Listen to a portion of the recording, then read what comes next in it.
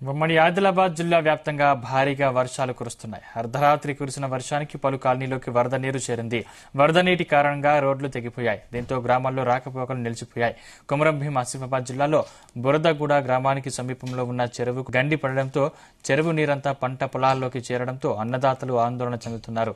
చింతన మాలమల్లి మండలంలోని వాగులు వంకలు ఉప్పొంగి ప్రవహిస్తున్నాయి. మంచిర్యాల జిల్లాలో కురిసిన భారీ వర్షానికి భీముని కన్నెపల్లి మండలాల్లో ఎర్రవాగు తిమ్మాపూర్ వాగు ఉప్పొంగడంతో భీముని కన్నెపల్లి మండలాల్లోని గ్రామాలకు రాకపోకలకు నిలిచిపోయాయి.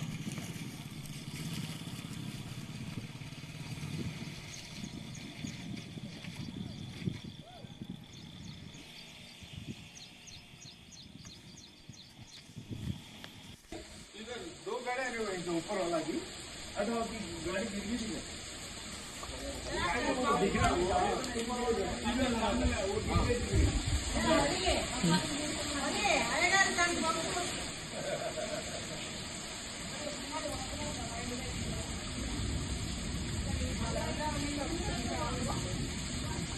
నా మల్లయ్య ఇల్లు ఇగో ఇట్లా వర్షం వచ్చి నిన్న ఇగో ఇట్లా వరద అయింది.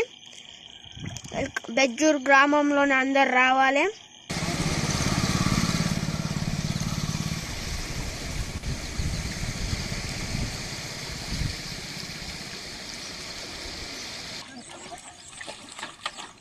ఉమ్మడి ఆదిలాబాద్ జిల్లా వ్యాప్తంగా భారీగా వర్షాలు కురుస్తున్నాయి. అర్ధరాత్రి కురిసిన వర్షానికి పలు కాలనీలోకి వరద నీరు చేరింది. వరద నీటి కారణంగా రోడ్లు తెగిపోయాయి. దీంతో గ్రామాల్లో రాకపోకలు నిలిచిపోయాయి. కొమరంభీం ఆసిఫాబాద్ జిల్లాలో బురదగూడ గ్రామానికి సమీపంలో ఉన్న చెరువుకు గండి పడడంతో చెరువు నీరంతా పంట పొలాల్లోకి చేరడంతో అన్నదాతలు ఆందోళన చెందుతున్నారు. చింతన మాలపల్లి మండలంలోని వాగులు వంకలు ఉప్పొంగి ప్రవహిస్తున్నాయి. మంచిర్యాల జిల్లాలో కురిసిన భారీ వర్షానికి భీముని కన్నెపల్లి మండలాల్లో ఎర్రవాగు తిమ్మపూరు వాగు ఉప్పొంగడంతో భీముని కన్నెపల్లి మండలంలోని గ్రామాలకు రాకపోకలు నిలిచిపోయాయి. ఇదే అంశానికి సంబంధించిన మరిన్ని పూర్తి డీటెయిల్స్ మా ప్రతినిధి రాజు పటేల్ అందిస్తారు. రాజు,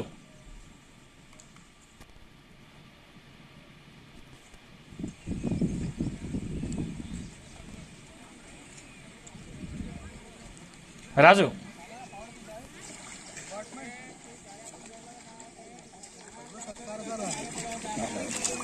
పని అయితే అసలు మాకు రైట్ క్యాన్సిల్ ఉంది, రైల్వే క్యాన్సిల్ ఉంది కాబట్టి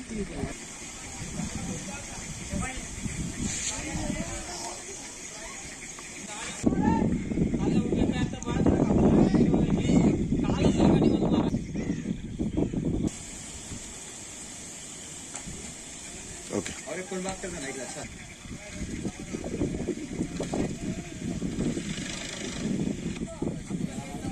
రైట్, ఇదే అంశానికి సంబంధించిన మరిన్ని పూర్తి అప్డేట్స్ మా ప్రతినిధి రాజు పటేల్ అందిస్తారు. రాజు, అంటే వరద నీరు ప్రవహిస్తున్న కారణంగా అధికారులు ఎటువంటి హెచ్చరికలు జారీ చేశారు? మనకు వర్షాకాలం వచ్చిందంటేనే సందీప్, ఇటు ఉమ్మడి ఆదిలాబాద్ జిల్లాలోని లోతట్టు ప్రాంత ప్రజలు బిక్కుబిక్కుమంటూ భయంతో గడుపుతున్నటువంటి పరిస్థితి ప్రతి వర్షాకాలంలో వస్తుంది. అదే పరిస్థితి కూడా ఇప్పుడు మళ్ళీ రిపీట్ అయిందని చెప్పుకోవచ్చు. ఎందుకంటే ఉమ్మడి ఆదిలాబాద్ జిల్లాలో ప్రధానంగా ఇటు కొమరంభీం ఆసిఫాబాద్ జిల్లాలో చాలా గ్రామాలు, అది కూడా ఇంటీరియర్ ఏరియాలే ఉంటాయి. ముఖ్యంగా సిర్పూర్ కాగజ్ నగర్ ఏరియాలో ఉన్నటువంటి చాలా గ్రామాలకు కూడా గత 2 రోజులు కురుస్తున్నటువంటి భారీ వర్షం కారణంగా గ్రామాలు జలమయమని చెప్పవచ్చు. పలు కాలనీలకు నీళ్లు వచ్చింది.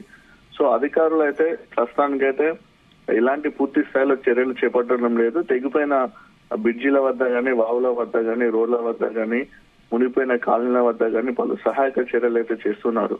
సో ఓవరాల్ ఒకసారి మన వర్షానికి సంబంధించినటువంటి కంప్లీట్ వివరాల్లోకి వెళ్తే, ఇటు మనకు కాగజ్ నగర్ మండలం సిర్పూర్ కాగజ్ నగర్ లో చాలా మండలాల్లో కూడా భారీగా వర్షపాతం నమోదైంది. ఆసిఫాబాద్ జిల్లాలో ఓవరాల్ గా 65 మిల్లీమీటర్ల వర్షపాతం నమోదైంది. ఇటు మనకు కాగజ్ని అటు ద్వారకా నగర్ లోకి కూడా పలు కాలనీలోకి నీళ్లు వచ్చాయి. ఇళ్లలోకి కూడా నీళ్లు రాకడంతో ప్రజలు ఇబ్బందులు పడ్డారు. దాదాపు మోకాళ్ళ లోతు వరకు వరద నీరు వచ్చి చేరింది. ఇంట్లో ఉన్నటువంటి వస్తువులు కూడా పూర్తిగా తడిసిపోయాయి. వరద బాధితులు అందరూ కూడా రాత్రంతా కూడా జాగరణ చేసినటువంటి పరిస్థితి ఇటు మనకు కాగజ్ నగర్ నియోజకవర్గంలోని పలు గ్రామాల్లో రాత్రి నెలకొంది. ముఖ్యంగా కాగజ్ నగర్ మండలం ఇటు బురదగూడ రిజర్వాయర్కి సంబంధించినటువంటి నీటి మట్టి పెరగడంతో అక్కడ గండి పడింది. దీంతో దిగువన ఉన్నటువంటి పంట పొలాల్లోకి దాదాపు 800 ఎకరాల పంట పొలాల్లోకి వరద నీరు వచ్చి చేరడంతో వరి పంటకు నష్టం వాటిల్లింది. సో కాగజ్ నగర్ ఏరియాలో చాలా వరకు కూడా చిన్న చిన్న వాగులు ఉంటాయి. దీంతో ప్రజలు చాలా ఇబ్బంది పడుతున్నటువంటి మనకు పరిస్థితి కనిపిస్తుంది. బురద కూడా గ్రామానికి సమీపంలో చెరువు కూడా ఎండిపోవడంతో ఆ చెరువు నీరంతా కూడా పంట పొలాల్లోకి చేరడంతో రైతులు ఆందోళన చెందుతున్నారు. ఇక్కడ చింతల మానేపల్లి మండలంలోని వాగులు కూడా చాలా ఎక్కువగా ప్రవహిస్తుండటంతో అటు దిండ, బాబాసాగర్, శివపల్లి గ్రామాలకు రాకపోకలు నిలిచిపోయాయి. ఇటు సిర్పూరు, కాగజ్ నగరంలో రాత్రి నుంచి కూడా భారీగా ఇంకా వర్షపాతం నమోదవుతూనే ఉంది. ప్రజలు కూడా బయటికి రాలేని పరిస్థితి నెలకొంది. ఇంకా బెజ్జూరు, పెంచికల్పేట, చింతల మాలపల్లి మండలాల్లోని కూడా చాలా ప్రాంతాలు జలమయం అయిపోయాయి. అటు గ్రామాల్లో గానీ ఇటు కాలనీలో గానీ సరైనటువంటి డ్రైనేజీ వ్యవస్థ లేకపోవడంతో వాటర్ అంతా కూడా ఇళ్లలోకి వచ్చి చేరుతుంది. ముఖ్యంగా పెంచికల్పేట మండలం గొల్లవాడ గ్రామానికి వెళ్లే బ్రిడ్జి వర్షం కారణంగా కూడడంతో అటు గ్రామాలకు కూడా కంప్లీట్ గా రాకపోకలు నిలిచిపోయాయి. సో చాలా వాగులు కూడా ప్రవహిస్తున్నాయి. ముఖ్యంగా ఇటు ఇంకా మంచిర్యాల జిల్లాకు వచ్చేసిందంటే భీమిని, కన్నపల్లి మండలంలోని ఎర్రవాగు, తిమ్మపూర్ వాగు ఉప్పొంగడంతో అటు భీమిని, కన్నపల్లి మండలాలు కూడా రాకపోకలు నిలిచిపోయాయి. కోటపల్లి మండలం లింగన్నపేట, ఎదులబంధం గ్రామాల మధ్య కూడా రహదారి తెగిపోవడంతో దాదాపు 20 గ్రామాలకు రాకపోకలకు అంతరాయం ఏర్పడింది. అటు ఆదిలాబాద్ జిల్లాలో, నిర్మల్ జిల్లాలో సాధారణంగానే వర్షపాతం పడింది. నిర్మల్ కడెం ప్రాజెక్టు, నిర్మల్ జిల్లాలో కడెం ప్రాజెక్టు ఉంటుంది. ఒకసారి ప్రాజెక్టుల విషయానికి వస్తే అటు కడెం ప్రాజెక్టు కూడా జలకలను సంతరించుకుంది. మొత్తము 700 అడుగులకు గాను 689 అడుగుల నీటి మొత్తం కడెం ప్రాజెక్టులోకి చేరుకుంది. అలానే కొమరంభీం అడా ప్రాజెక్టు, సాత్నాల ప్రాజెక్టు, గడ్డనవాగు ప్రాజెక్టు వీటన్నిటిలో కూడా జలకళ సంతరించుకుంది. వరద నీరు ఇప్పుడిప్పుడే వస్తుండటంతో ప్రాజెక్టులోకి వరద నీరు వచ్చి చేరుకుంటుంది. అంటే రాజు, అంటే రోడ్లు, చెరువు కట్టలు తెగిపోయాయి. మరి అటువంటి గ్రామాల పరిస్థితి ఏంటి? ఇప్పుడు మనకు ఇటు చింతల మానేపల్లి, ఇప్పుడు ఆసిఫాబాద్, కుమరంభీం జిల్లా ఆసిఫాబాద్కి వస్తే మన బెజ్జూరు, పెంచికల్పేట, చింతల మానేపల్లి ఇవి బ్రిడ్జీలు తెగిపోయాయి. అంటే అవి కల్వర్ట్స్ బ్రిడ్జీలు ఉంటాయి. అవన్నీ కంప్లీట్ గా వర్షానికి వరదకు కొట్టుకుపోయాయి. సో ప్రస్తుతానికి అయితే తాత్కాలికంగా చర్యలు, మరమ్మతులు చేపట్టే పనిలో అధికారులు ఉన్నారు. కానీ వర్షము కురుస్తూనే ఉంది. వర్షం కురవడం వల్ల కంప్లీట్ గా రాకపోకలు నిలిచిపోయాయి. కొంచెం వర్షం కనుక తగ్గితే అక్కడ మరమ్మతులు చేసే ఉంది. జేసీబీలు కానీ ఇతర హెవీ వెహికల్స్ తీసుకొచ్చి మట్టి వేయడము, కంకర వేయడము, సిమెంట్ బత్తాలు వేయడం లాంటి తాత్కాలికంగా మళ్ళా పైపులు వేసి రోడ్డు కానీ బ్రిడ్జి పనులు కానీ పునరుద్ధరించే అవకాశం ఉంది. దానిలో పనులకు భాగంగా జిల్లా అధికార యంత్రాంగం కూడా అలర్ట్ అయింది. జిల్లా కలెక్టర్ కూడా అధికారులను కూడా అప్రమత్తం చేశారు. హెల్ప్ లైన్ నెంబర్ కూడా ఏర్పాటు చేశారు. అటు పోలీసులు కూడా గ్రామాల్లో తిరుగుతున్నారు. ఎక్కడైతే వాళ్ళ బిఫోర్ ఇంటిమేషన్ ఉన్నటువంటి ఏదైతే మనకు మునిగిపోయే ప్రాంతాలు ఉంటాయో ఆ ప్రాంత ప్రజలను కూడా మీరు సేఫ్టీ కోసము బయటికి రావాలని, మీరు సురక్షిత ప్రాంతాన్ని రావాలని కూడా చెప్తున్నటువంటి పరిస్థితి నెలకొంది. ఇటు కాగజ్ నగర్, బెజ్జూరు, పెంచికల్పేట, సిర్పూరు, కాగజ్ నగర్ పట్టణంతో పాటు ఈ మండలాలన్నిటి కూడా భారీగానే వర్షపాతం నమోదవుతుంది. సో ప్రజలైతే కొంచెం ఆందోళన చెందుతున్నటువంటి పరిస్థితి నెలకొంది. చాలా పంట పొలాలు కూడా దెబ్బతిన్నాయి. అంటే కొన్ని గ్రామాలు నీట మునిగే అవకాశం ఉన్న నేపథ్యంలో ప్రజలకు తాత్కాలిక షెల్టర్ ఏర్పాటు చేశారా?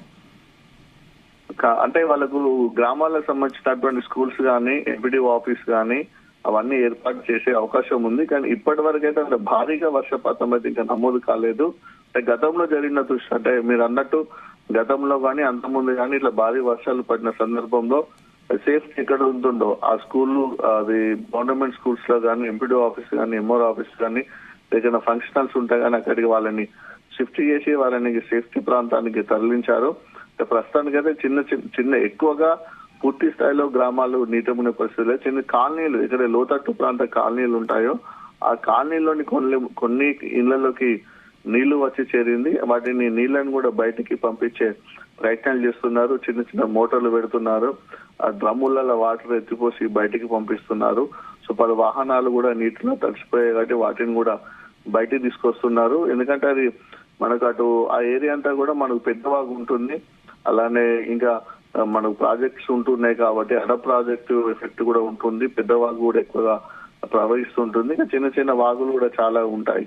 సో అటు ముఖ్యంగా ప్రాణహిత నది కూడా ఉంటుంది. మనకు అటు తుమ్మిడిహెట్టి వైపు చూసుకుంటే మనకు బెడ్జూరు పెంచుకొని తుమ్మిడిహెట్టి వైపు చూసుకుంటే అటు ప్రాణహిత నది కూడా ఉంటుంది.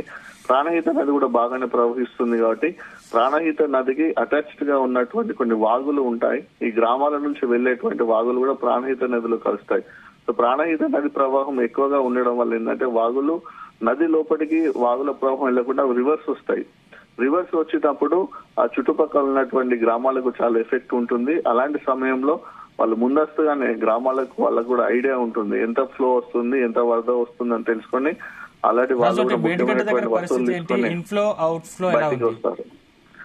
ఇక మేడిగడ్డకు వస్తే ఇది మనకు కీలక మేడిగడ్డ లక్ష్మీ బ్యారేజ్ కాళేశ్వరం ప్రాజెక్ట్ లో భాగంగా ఫస్ట్ ఉంటుంది. అది గోదావరి నదిపై నిర్మించినటువంటి ప్రాజెక్టు. మేడిగడ్డకు నిన్న నుంచి కూడా మనకు ఫ్లో కొనసాగుతుంటుంది. ప్రాణహిత నది నుంచి వరద వస్తుంది. రాత్రి నుంచి ఇటు ఎగువన ఏదైతే మన గోదావరి పరివాహక ప్రాంతం ఉందో కాళేశ్వరం ఎగువన ఇటు కోటపల్లి, ఇటు చెన్నూరు, జైపూరు, ఇటు భీమారము, అటు పెద్దపల్లి జిల్లా వచ్చేస్తే అటు మంతని, అటు కాటారం వైపు కూడా వర్షపాతం నమోదవుతుంది. గోదావరి నుంచి కూడా కొంచెం ఫ్లో స్టార్ట్ అయింది. మేడిగడ్డకు సంబంధించినటువంటి కంప్లీట్ 85 గేట్లను అధికారులు ఎత్తే ఉంచారు. 4 లక్షలకు పైగా క్యూసెక్ల యొక్క వాటర్ అయితే కొనసాగుతుంది. అక్కడ ఇన్ఫ్లో అవుట్ ఫ్లో 4 లక్షల క్యూసెక్ లో ఉంది. గోదావరి నది కాళేశ్వరం వద్ద గోదావరి నీటి మొత్తము నిన్నటి వరకు 8 మీటర్ల హైట్ లో ప్రవహించింది. ఇప్పుడు 8.64 మీటర్ల హైట్ లో అక్కడ గోదావరి నది కాళేశ్వరం వద్ద పుష్కర ఘాట్లను పట్టుకొని అక్కడ ప్రవహిస్తుంది. సో ఇంకా ఫ్లో అయితే కొనసాగే అవకాశం ఉంది. ఎందుకంటే వర్షం పడుతుంది, వరద వస్తుంది కాబట్టి ఫ్లో అవుతుంది. ప్రస్తుతానికి 4 లక్షలకు చెరువులు అక్కడ క్యూసెక్ల నీరు వెళ్తుంది కాబట్టి మధ్యాహ్నం వరకు మరొక 2 లక్షలకు పైగా క్యూసెక్ల ఒక ఇన్ఫ్లో అక్కడ పెరిగే అవకాశం ఉంది సందీప్. కాళేశ్వరానికి ఇన్ఫ్లో పెరిగితే పరిస్థితి ఏంటి రాజు? అంటే ప్రస్తుతానికైతే అది ఒక ప్రాజెక్టు మనకు అది మేడిగడ్డ లక్ష్మీ బ్యారేజ్ యొక్క క్యూసెక్ 25 లక్షల క్యూసెక్ల కెపాసిటీ తట్టుకునే విధంగా నిర్మించారు అది. సో గత సంవత్సరము అంతకుముందు సంవత్సరం కూడా భారీగా వర్షపాతం 2022, 2023లో 2022 సంవత్సరంలో 25 లక్షల పైగా క్యూసెక్లు వచ్చింది. లాస్ట్ ఇయర్ 2023 ఈ సీజన్ లో 23 లక్షల క్యూసెక్ల పైగా వాటర్ వచ్చింది. సో అవన్నిటిని ఇప్పుడు తట్టుకునే ఉంది. కానీ ఇప్పుడు ఇటీవల కాలంలో అది మనకు ఏదైతే మన 7 బ్లాక్ సంబంధించినటువంటి ఫిల్లర్స్ 20, 19, 21 ఇవి ఫిల్లర్స్ వద్ద కుంగిపోవడము, ఫిల్లర్స్ పగుళ్లు ఏర్పడము, గేట్లు డ్యామేజ్ కావడం వల్ల ఇక్కడ పెద్ద ఎత్తున కూడా ఆందోళన నెలకొంది. సో అసలు ప్రాజెక్టు పరిస్థితి ఏంటి అనేది కూడా ఒక క్వశ్చన్ మార్క్ లోకి వెళ్ళిపోయారు. నేషనల్ డ్యామ్ సేఫ్టీ అథారిటీ వారు వచ్చి పరీక్షించడము, రాష్ట్ర ప్రభుత్వం ఇరిగేషన్ శాఖ వారు నివేదికలు వేయడము, కొన్ని ఏజెన్సీలకు, ఎందుకంటే దాంట్లో టెక్నికల్ గా చాలా వేరే డిపార్ట్మెంట్స్ ఉంటాయి. ఎందుకంటే పిల్లర్ సంబంధించింది, కాంక్రీట్ సంబంధించింది, ఇసుకకు సంబంధించింది, గ్రౌండ్ లెవెల్ సంబంధించింది, గేట్లకు సంబంధించింది రకరకాల డిపార్ట్మెంట్స్ ఉంటాయి కాబట్టి వాటికి ఏదైతే ఎక్స్పర్ట్స్ ఉంటారో ఆ ఎక్స్పర్ట్స్ సంబంధించినటువంటి కొన్ని ఏజెన్సీలు కూడా వచ్చి వాటిని పరీక్షలు చేశారు. వాటికి సంబంధించిన సేఫ్టీలు కూడా తీసుకున్నారు. మొన్న అటు కరకట్ట కూడా అటు సైడ్ కు కూడా కట్టలు కట్టారు. కొన్ని సేఫ్టీ చర్యలు అయితే మొన్నటి వరకు కూడా చేశారు. సో వర్షాలు పడడంతో వాటన్నిటిని కంప్లీట్ గా బంద్ చేశారు. సో ఈ ఫ్లో కారణంగా ప్రాజెక్ట్ కి అయితే ఎలాంటి నష్టం లేదు, నష్టం ఉండే అవకాశం కూడా లేదు. కానీ ఫ్లో ఎక్కువైపోతే 20 లక్షలకు పైగా కనుక ఫ్లో ఇన్ఫ్లో క్యూసెక్ కనుక వస్తే అప్పుడు ఏంటి అనేది చూడాల్సి ఉంది. అంటే అధికారులు చెప్పినటువంటి సమాచారం మేరకు మేము ఎక్కడైతే డ్యామేజ్ ఫిల్లర్స్ ఎక్కడైతే డ్యామేజ్ అయ్యారో 19, 20, 21 ఫిల్లర్స్ వద్ద కానీ గేట్ల కానీ అదే ప్రాంతంలో పెద్ద బుంగ కూడా పడింది. కింద బుంగ పడి కింద ఫిల్లర్స్ కింద ఉన్నటువంటి ఇసుక కూడా గ్రౌండ్ లెవెల్ అంటే భూమి లోపల ఉన్నటువంటి ఇసుక కూడా కొట్టుకపోయింది. దాన్ని కూడా ఫిల్అప్ చేశారు. అంటే ఇసుక బత్తాలతో వేసి కాంక్రీట్ చేసి దాన్ని కూడా ఫిల్అప్ చేశాం కాబట్టి ఆ ఫిల్లర్స్ కింద నుంచి కూడా వాటర్ పోయే అవకాశం లేదు. కాబట్టి డ్యామ్ కి అయితే బ్యారేజ్ కి అయితే ఎంత ఫ్లో వచ్చినా కూడా తట్టుకునే విధంగా ఉంటుంది తప్ప ఎలాంటి ఇబ్బంది లేదు, ఎలాంటి ప్రమాదం లేదని మనకు అధికారులు చెప్పినటువంటి సమాచారం. Thank you Raju.